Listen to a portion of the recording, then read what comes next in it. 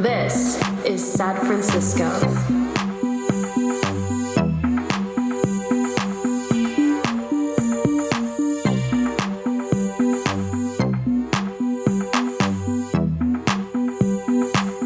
Welcome to San Francisco. Today, we are going to talk about the creeping expansion of conservatorship. And basically, there are some rich people who don't like to see evidence of the wealth gap that they've created.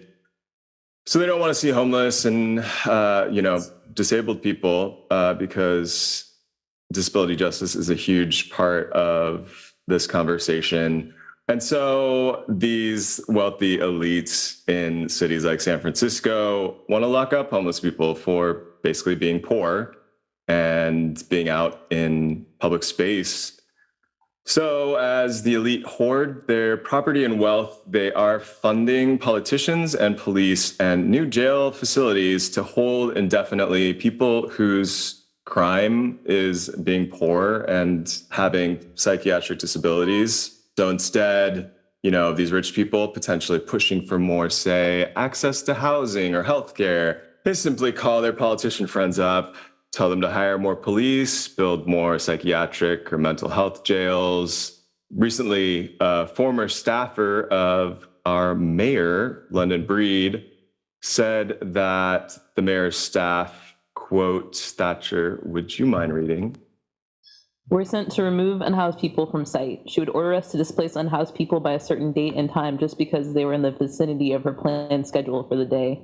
Mayor Breed ordered us to carry out sweeps because she did not want to be seen near unhoused people while she was at lunch, at the gym, at fundraisers, or at meetings in public business." So there's our mayor, perfect example of the elites that I'm talking about. I am Toshio Meronek. On today's episode, I am so ecstatic to welcome my friends, comrades, role models, Tory, Becker, and you just heard Thatcher, Sady, to San Francisco. Tory, can I ask you to introduce yourself? My name is Tory Becker. I'm an old, radical, queer, lesbian activist.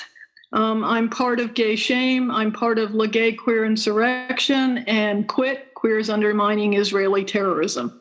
I'm also a retired psychiatric nurse practitioner, and over the years have come to see that being an abolitionist means that I am specifically against the incarceration of people with psychiatric disabilities. And I come by that from having worked in the field. Love you for all of that. Thatcher? My name is Clio Sady, or Thatcher. I'm a cartoonist living with serious mental illness in San Francisco, and I know Toshio and Tory through our shared direct action group, Gay Shame. We all contributed to another podcast. Shout out to Gay Shame, the podcast. Check out the episode, #Free Britney, free them all. At the time, the case of Britney Spears was in the spotlight in mainstream media. Do you two remember back to that time so long ago? I think it was 2021 when the trial for Britney Spears to get her out of her conservatorship, which was basically holding her captive. And this was a trial and suit against her family, who was keeping her under conservatorship. What would you say came out of that trial, that moment in the spotlight for conservatorship that came as a result of pop star Britney Spears? I think it was an interesting moment because it did code conservatorship as something that had to do with really wealthy and celebrity famous people in a way that is not consistent with what we know of conservatorship in general. And so it brought a lot of awareness and public, even outrage, to some of the injustices that conservatorship has to it, but definitely skewed it to this very celebrity context. It did have the effect of bringing the word conservatorship into the media. It highlighted what we know about conservatorship, which is it takes away people's entire self-determination, which is why I'm against it. I live with a serious mental illness. I have bipolar 1 disorder and have been multiple times, have had attempts at conservatorship made against me. And so I take it very personally and really appreciate any work that people are doing to try to call these laws into question and to try to make it harder for people to strip disabled people of their rights, because it's a huge issue and it needs a lot of support. I come to this issue in a number of personal ways. Back in the 60s, when I was in college, I had a summer job where I worked in an old-fashioned state hospital, Chicago State Hospital, where people were literally locked up for no reason at all. People were there because their husband didn't like the way they were acting, so they would be locked up.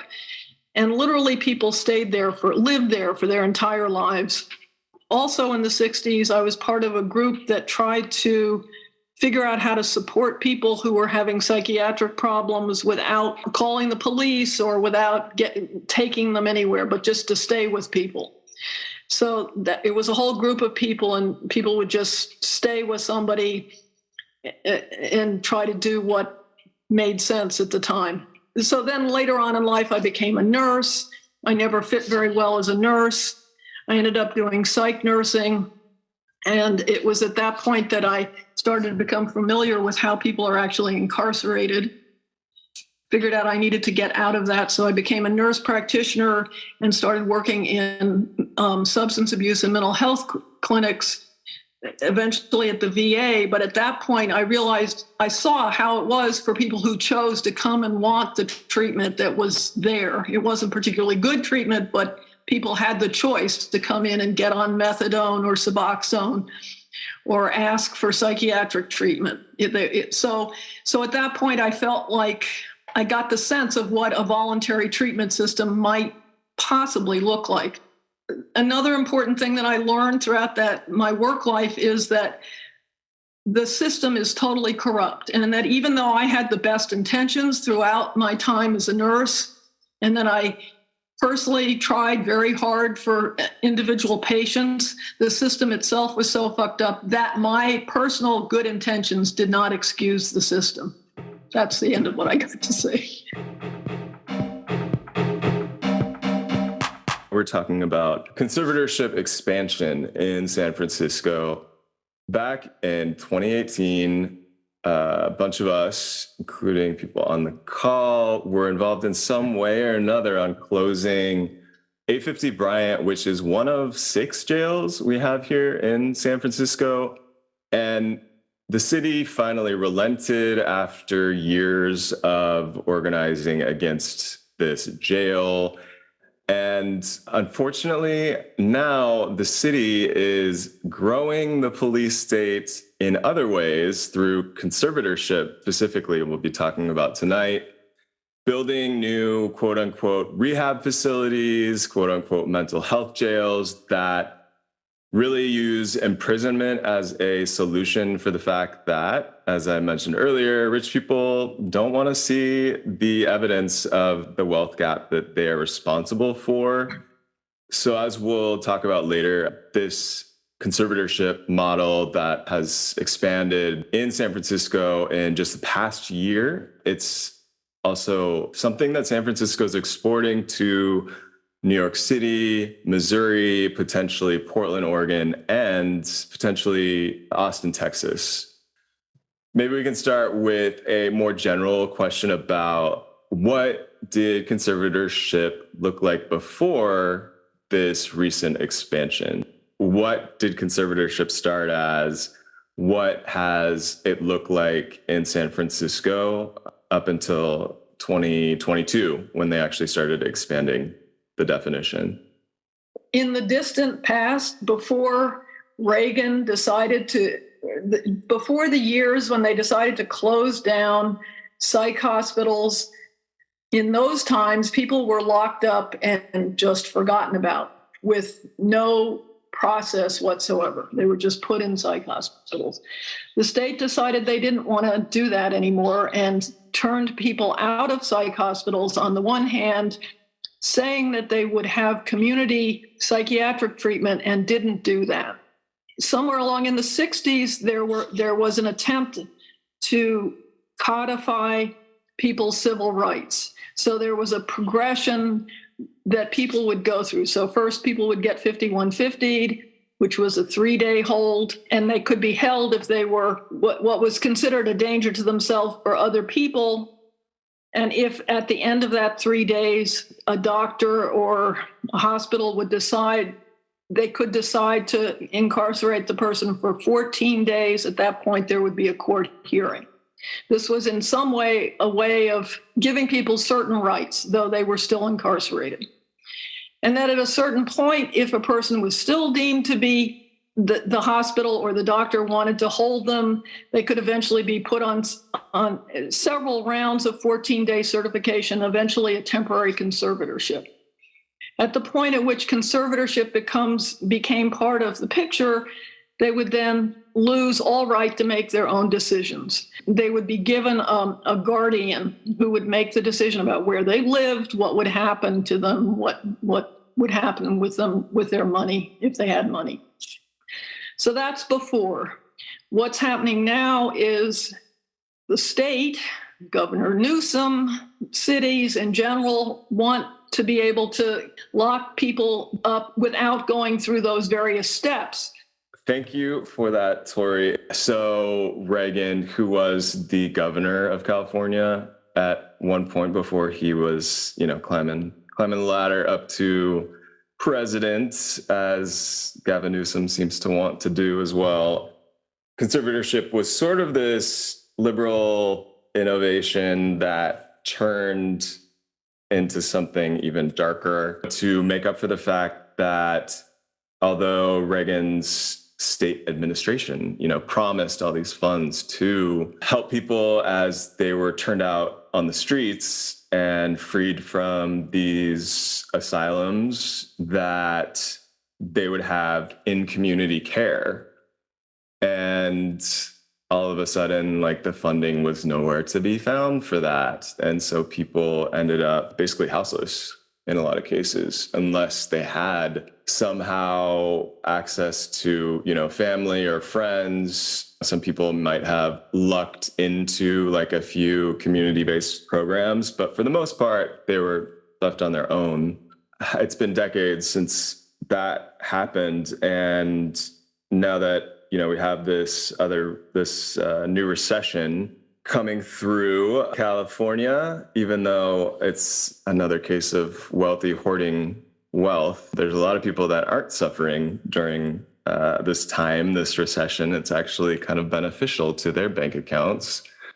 Instead of a proactive solution that could have come out of okay, we're going to free all these people from these asylums, and then we're going to give them access to healthcare and make it really convenient and easy to voluntarily get into these programs.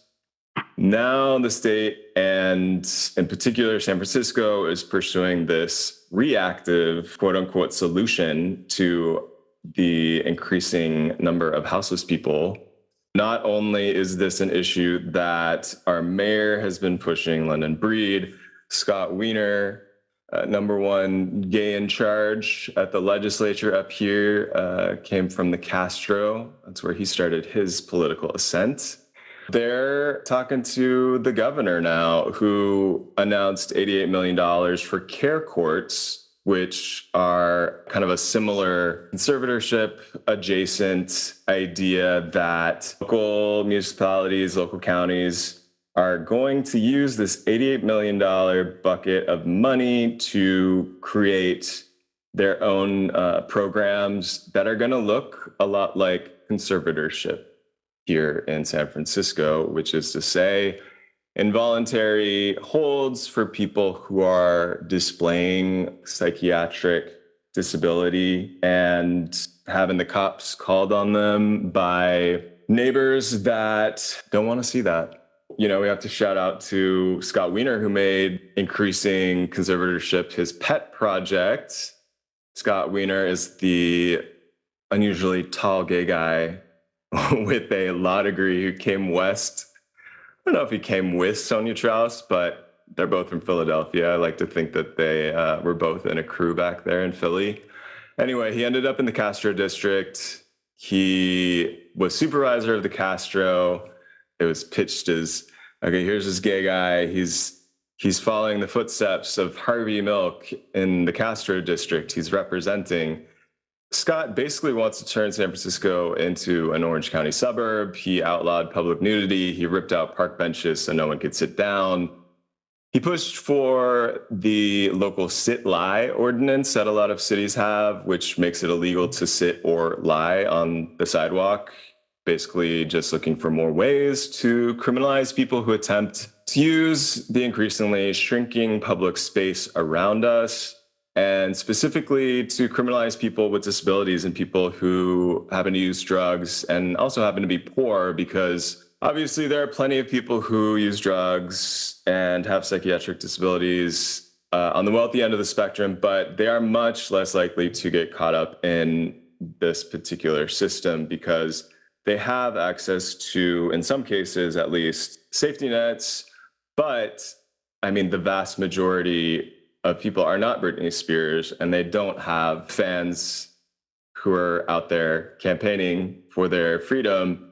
And even in her case, I mean, it was 15 years before Free Britney worked out so that Britney Spears was able to get out of this conservatorship that made her dad and then some subsequent other people that were close to her dad responsible for her every move. Basically, they made every decision for her. As Tory mentioned, like, that's part of the conservatorship system, is the conservator. So Scott and other politicians and government contractors, now they're wanting to basically repackage jails as, you know, at one point they were calling it behavioral health justice centers or drug rehab centers. And again, it's not just San Francisco, because Newsom, who was, as some may remember, mayor of San Francisco before he became governor, he did launch care courts. They're looking at potentially confining as many as 12,000 people in forced, quote unquote, treatment who are currently on the streets is who will bear the brunt of these care courts. CARE, of course, stands for Community Assistance, Recovery, and Empowerment.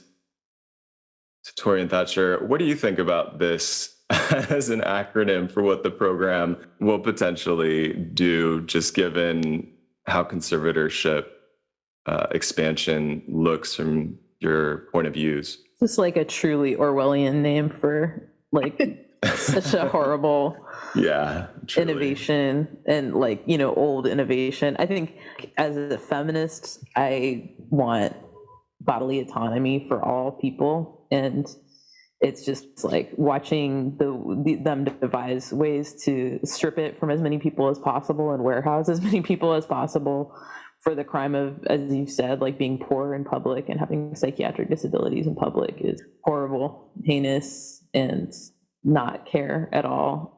Also, just the idea of having to stand trial for how able to care for yourself you are is so deeply ableist, just at its core. And both of you, I feel like, have brought up really good points about how this is not a new innovation necessarily. It's more of an innovation of marketing and PR. This is kind of just repackaging systems that we had before, which is, you know, locking people up because they're quote unquote undesirable to people with a lot more money. Thinking back, I think of like the ugly laws, which I feel like we talked about a bit in the last podcast, the Gay Shame podcast. That's something, I don't know if everyone is familiar with that concept. Would either of you be into describing like ugly laws, and also, like, as you mentioned, Thatcher, the way that asylums have been used to confine both disabled people and or non-cis guys in the past? My understanding of the ugly laws is that they actually started in San Francisco. They were like a law that made it illegal to be disabled in public and made it so that the state could like imprison people for being disabled in public space. I don't know if that's too simple, but that's my understanding of the ugly laws. Tory, what do you know about them? That's pretty much all I know about it. Love to see, San Francisco always being an innovator ahead of the game. One thing I just wanted to say about the care court that's important to say is that it's a real expansion. It goes way beyond what was already a heinous system, because anybody can refer somebody to a care court, a family member, the police, a social worker, anybody you have. I mean, that's kind of a crucial thing. And then they can force you into treatment for a year. They've shown repeatedly that treatment that's not voluntary really doesn't work. They've done studies about that. It just doesn't work. Forcing people to get treatment is not a way that will make any difference in people's lives. Human Rights Watch, their testimony against the care courts was that it promotes a system of involuntary coerced treatment forced by an expanded judicial infrastructure that will, in practice, simply remove unhoused people with perceived mental health conditions from the public eye without effectively addressing those mental health conditions and without meeting the urgent need for housing. This approach not only robs individuals of dignity and autonomy, but is also coercive and likely ineffective, just like Tory mentioned. Again, this is a reactive way to, essentially punish homeless people for being homeless and disabled people for being disabled. And in public, there are obviously so many proactive and less evil ways to address mental health crises. I'm thinking of like basic needs could be met, like housing and easy access to healthcare, prescriptions being cheap or free, and just decriminalizing drug use. So in San Francisco, we do have at least one safe injection site left that was open over the past couple of years that has been a great way for people to like be safe and not, I guess, be out in public while using. And yet we have these SOMA neighborhood groups that are trying to get this safe injection site closed. I would like to open the floor to Tory and Thatcher. Are any of these alternatives kind of interesting to you? Do you think any of them are worth pursuing? Are there others that I am missing? I'm sure that there are. I think we need a revolution just off the top.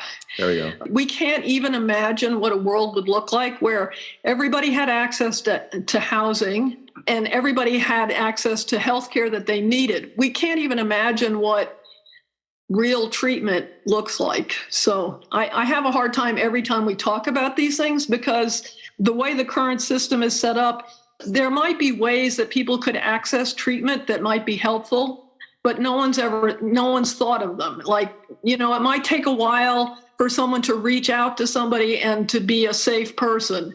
And then that person might be able to get engaged in treatment of some kind. I mean, I can't even imagine what it is, because the current treatment is so archaic and so the opposite of voluntary. I'm sorry, I'm to wander a bit, but it's just hard for me to really imagine. Yes, of course, I support safe injection sites. We should have that, should be part of healthcare, Yeah, and don't worry, this podcast is made up of tangents. That's just how we do on San Francisco. Yeah, agree. I mean, one of the facilities that was opened by Mayor Breed after a press conference that she held in May of 2022, it's basically like a lockdown rehab facility whereby you are there involuntarily. It's all abstinence-based in spite of, San Francisco and the Bay Area are famously like a place where the idea of harm reduction went a little bit more mainstream, but this is pushing back against that. It seems like it is the prison industrial complex looking for more excuses to lock people up in different ways. Of course, the police are involved at the time of arrest, and they're also kind of in ways currently being used as the closest thing to a therapist that somebody gets until they get into a facility like the one that Breed opened in May. From there, we can see how these new facilities are creating new nodes for the prison industrial complex to exist, because you need to staff these places. You need to hire contractors to build the infrastructure. You need people in there who are doing security on a daily basis. You got to hire a contractor who's being paid to provide the security system. It's definitely stepping back in time to when the idea of harm reduction wasn't in the public mind.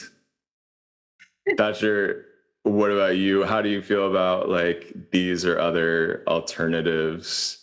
Yeah, I agree with Tory. I don't think that we can even imagine, in a lot of ways, a world where people's basic needs are actually met. That world is far way off, and that we have our work cut out for us to try to get there.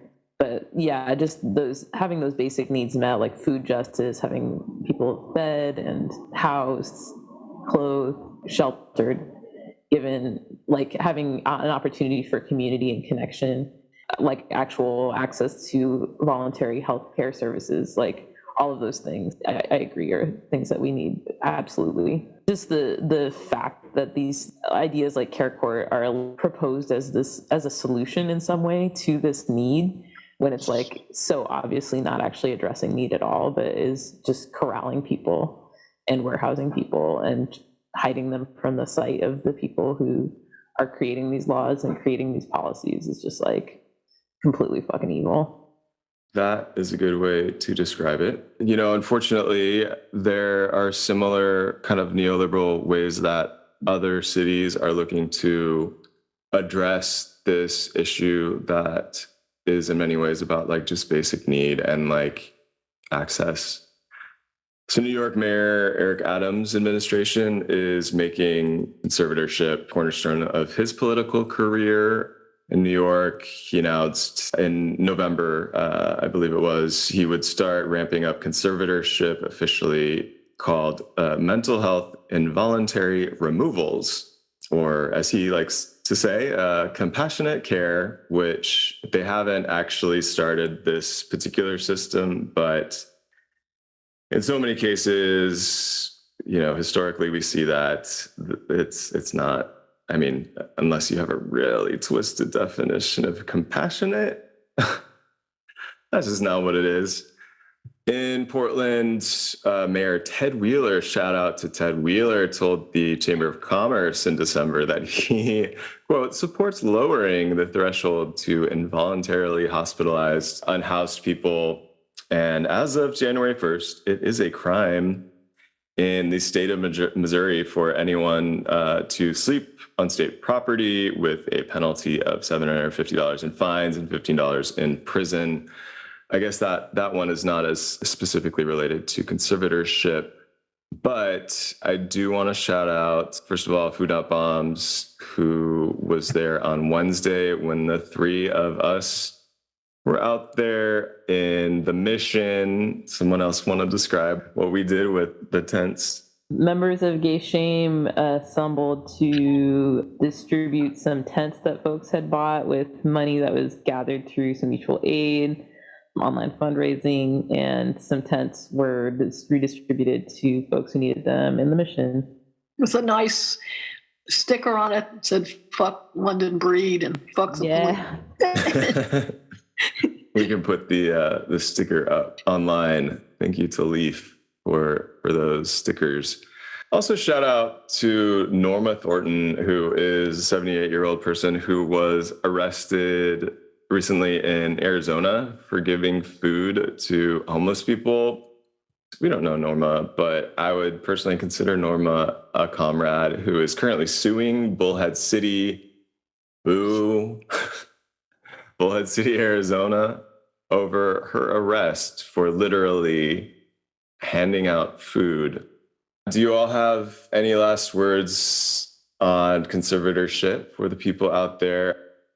Yeah, man, fuck conservatorship and fuck this like drive to take away people's rights, to just strip people of their rights and find other ways, like you're saying, of locking people up. And it's put perfectly to say the medicalization of the prison industrial complex, because it's like it's made out to be for your own good, and that's just like the worst kind of lie, because it, then you're seen as rejecting your own care to reject the removal of your rights or the conservatorship. So yeah, fuck it, take a stand against it, talk to people about it, and thank you for doing this episode on this subject.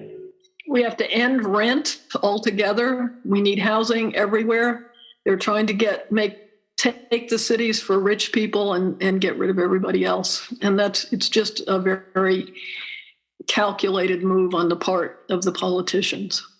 They don't care about anybody. Yes, agree.